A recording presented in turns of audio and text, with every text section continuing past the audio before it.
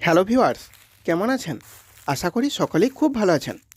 আজ আমি আপনাদের বেশ কিছু গুপ্তবিদ্যার টোটকা জানাবো, যেগুলি ব্যবহার করে আপনার অনেক উপকার হবে।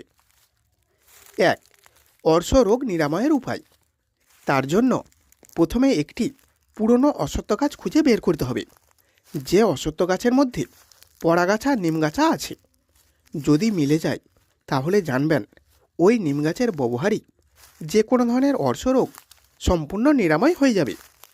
তারপর সেই নিম গাছটি তুলে নিয়ে বাড়িতে চলে যাবেন। তারপর বাড়িতে গিয়ে গাছটি থেতো করে রসটি 1 চামচ খেয়ে নিতে হবে। এর ফলে অর্শরোগ সম্পূর্ণ নিরাময় হয়ে যাবে। 2. অনিয়মিত ঋতুস্রাব সমস্যার সমাধানে। যে সকল মহিলাদের ঋতুস্রাব ঠিকঠাক ডেটে হয় না, তাদের জন্য খুব সহজ একটি বিদ্যা রয়েছে। যে উপায়টি করলে অনিয়মিত ঋতুস্রাব সম্পূর্ণ নিয়মিত পর্যায়ে চলে আসবে, প্রত্যেক ডেটে সঠিক সময়েই হয়ে যাবে। তার জন্য প্রথমে একটি তিল গাছ তুলে নিয়ে তার শিকড়টি কেটে নেবেন।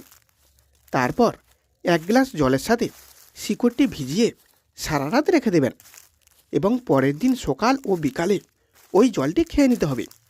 এইভাবে পরপর 3 দিন খেলে অনিয়মিত ঋতুস্রাব সম্পূর্ণ সঠিক নিয়মে ডেট বাই ডেট হতে থাকবে।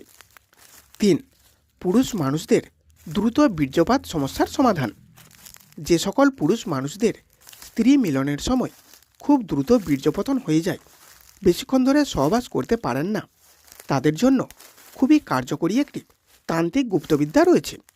যেই ক্রিয়াটি সম্পূর্ণ করতে পারলে দ্রুত বীর্যপতন সমস্যা সম্পূর্ণই নিরাময় হয়ে যাবে। যে কোনো ব্যক্তি এই ক্রিয়াটি করলে সে বহুক্ষণ সময় ধরে সহবাসে লিপ্ত থাকতে সক্ষম হবেন। তার জন্য প্রথমে আপনাকে খুঁজে বের করতে হবে অনেক দিনের পুরনো একটি শিমুল গাছ। তারপর ওই শিমুল গাছের নিচের কিছু মাটি সরিয়ে অল্প একটু শিকড় কেটে নিতে হবে। তারপর ওই শিকড়টি থেতো করে 2 তোলা পরিমাণে রস বের করে তার সাথে অল্প একটু চিনি মিশিয়ে সকালে সেবন করতে হবে। এইভাবে একটানা 2 থেকে 3 সপ্তাহ ইহা সেবন করলে দ্রুত বীর্যপতন সমস্যা সম্পূর্ণই নিরাময় হয়ে যাবে। সহবাসের সময় অধিক তৃপ্তি পাওয়া যাবে। 4. শিশুদের বিছানায় প্রস্রাব বন্ধের উপায়। এমন অনেক শিশু আছেন যারা অনেক বয়স নাগাদ বিছানায় প্রস্রাব করে, যার কারণে বাড়ির মানুষজনদের অনেক সমস্যায় পড়তে হয়। এই রোগটি সারানোর জন্য ওই শিশুর ডান জঙ্ঘা অর্থাৎ ডান পায়ের জ্যাঙের মধ্যে উটের দেহের লোম বেঁধে দিতে হবে। এই ক্রিয়াটির দ্বারা শিশুদের বিছানায় প্রস্রাব বন্ধ হয়ে যাবে। 5. যে কোনো মহিলার মনের গোপন কথা জানার উপায়। তান্ত্রিক শাস্ত্রমতে যে কোনো মহিলার মনের গুপ্ত কাহিনী জানার জন্য খুব সহজ একটি ক্রিয়া রয়েছে, যেটির দ্বারা ওই মহিলার মনের ভিতর জমে থাকা বা গোপন করা সমস্ত গুপ্ত কথাগুলি সে নিজে নিজেই বলে দেবে। তার জন্য ওই মহিলা যখন ঘুমাবে, মহিলার হাতের মধ্যে একটি পেঁচার কলিজা রাখতে হবে। তাহলেই ওই মহিলাটি দিনের বেলায় যা যা করেছে বা তার সমস্ত গোপন কথাগুলি সে ঘুমের মধ্যে পরপর বলতে শুরু করবে। 6. কাঁচা হলুদের ব্যবহারে গরিব থেকে ধনী হবার উপায়।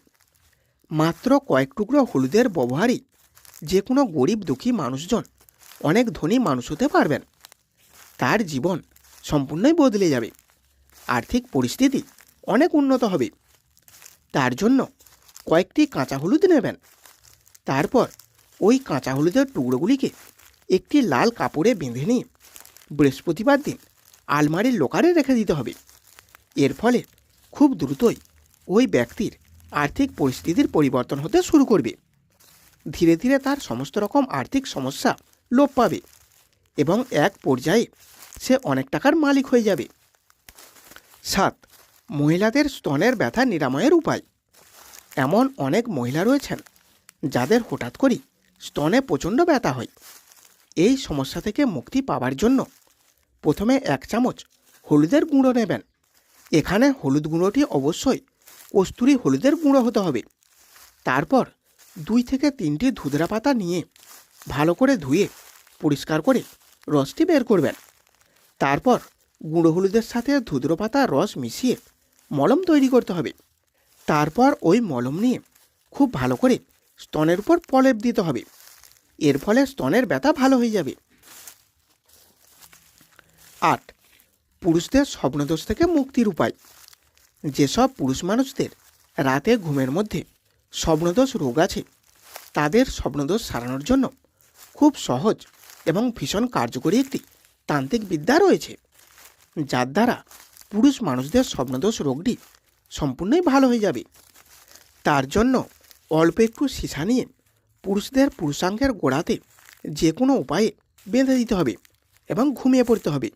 তবে খুব বেশি টাইট করা মোটেও চলবে না। খুব হালকা করে বাঁধন দিয়ে রাখলে কাজ হবে। এর দ্বারা স্বপ্নদোষ রোগটি সেরে যাবে। এইভাবে পরপর 4 থেকে 5 দিন ব্যবহার করলেই যথেষ্ট। 9. মুহূর্তের মধ্যেই যে কোনো মানুষকে বশীকরণ করার উপায়।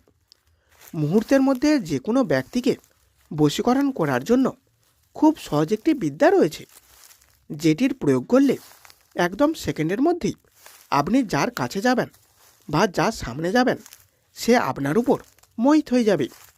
আপনি তাকে যা বলবেন সে আপনার সমস্ত কথা শুনবে। তার জন্য আপনাকে নিতে হবে ইন্দোরণী চীনাবড়ি এবং মৈনশীল। এটি আপনারা চিতপুরে পেয়ে যাবেন। তারপর বাড়িতে নিয়ে এসে দুটি জিনিসকে সমান সমান ভাগে নিয়ে হামানদিস্তায় করে গুঁড়ো করে ধূপ প্রদীপ জ্বালিয়ে সম্মান দেখাবেন। তারপর নিজের শরীরে লাগিয়ে আপনি যার সামনে যাবেন সেই আপনার উপর মোহিত হয়ে যাবে। তাকে আপনি সহজেই বশীকরণ করে নিতে পারবেন।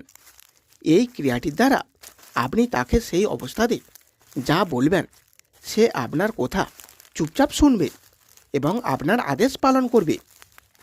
10. জলকে দুধে পরিণত করা। জলকে দুধে পরিণত করার জন্য আপনাকে প্রথমে জোগাড় করতে হবে আকন্দ গাছের আঠা, বট গাছের আঠা এবং যজ্ঞডুমুর গাছের আঠা।